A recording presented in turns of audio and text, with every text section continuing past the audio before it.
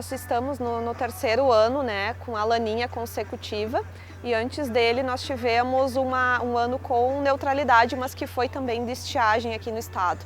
Então a impressão que dá, que a cada ano que foi passando, como foram 4 anos de estiagem, né, a situação foi piorando a cada safra.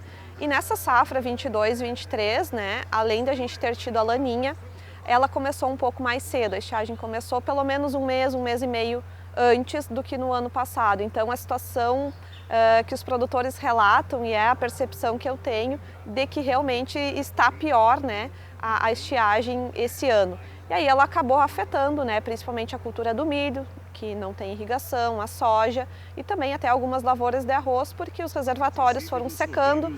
A situação da fronteira oeste é a mais complicada porque não choveu em setembro e aí a safra iniciou e os reservatórios não estavam totalmente cheios ainda. Então a situação bastante grave.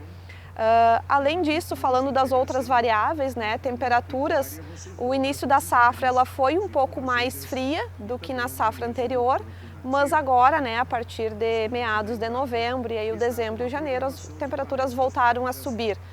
Nós não tivemos as ondas de calor igual o ano passado, né, que foram bastante intensas e até com quebra de recordes de temperatura máxima, mas elas vêm se mantendo mais elevadas, então isso faz aumentar a evaporação da água do solo.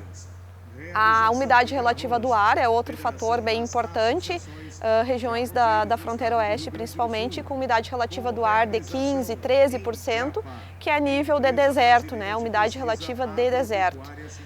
Além disso, nós tivemos a radiação solar, que é, acho que um dos pontos que foi positivo, né, nessa safra, radiação solar acima da média, então impacta para a gente ter boas produtividades de arroz, mas também de soja, de milho, das outras culturas, né? É importante ter água e ter radiação solar, então a água é o fator que acabou prejudicando, aí, não favorecendo a todas as lavouras. E aí todos esses fatores, né, acabaram fazendo com que a evaporação da água do solo e dos reservatórios evaporasse muito mais rápido, né? Teve locais que a gente mal teve 20 milímetros acumulados no mês, mas que teve quase 300 milímetros evaporados. Então a gente tem relatos na fronteira oeste de matos de eucalipto morrendo, né, secando, morrendo da seca. Então animais também morrendo de sede, enfim. Então isso vai impactar na produtividade, né? Lavouras de milho a gente já sabe que tiveram redução de produtividade, né? As que não são irrigadas, assim como lavouras de soja perdidas. E aí, como eu comentei, algumas lavouras de arroz que acabaram sendo abandonadas pelos produtores porque eles viram que não iam ter água suficiente para irrigar toda a área que eles haviam semeado. A precipitação, né, o esperado era em torno de 670 milímetros de chuva acumulada entre os meses de setembro até o mês de janeiro, né? A climatologia que nos diz isso. E aí choveu pouco mais de 400 milímetros, choveu apenas 208 milímetros em Uruguaiana. E aí, falando em percentual, né, ficou 70% abaixo da média. Então, se a gente pensar numa lavoura de soja para ela ter boas produtividades, apenas com a água da chuva, a gente precisa mais ou menos de 700, 800 milímetros. Então, faltou água e muito, né, para essas lavouras. A gente não consegue quantificar antes da colheita quanto que isso vai reduzir em produtividade. Mas tem a questão das altas temperaturas. Se a gente tem uma sequência de 3 dias ou mais com temperaturas acima de 35 graus, as máximas, né, ela acaba... isso quando ocorre no período de florescimento da lavoura, acaba esterilizando as espiguetas e aí aquele grão não vai formar. Então isso reduz também um pouquinho a produtividade.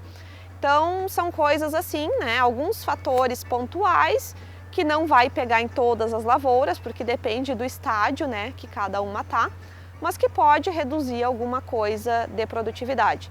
Mas as lavouras que não tiveram problemas, não tiveram problemas na irrigação, elas tiveram um alto índice de radiação solar.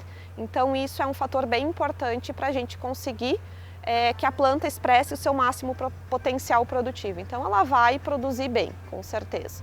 Então o ano passado mesmo a gente tinha expectativa, muitos produtores tinham expectativa de que ia reduzir bastante a produtividade e acabou não se concretizando.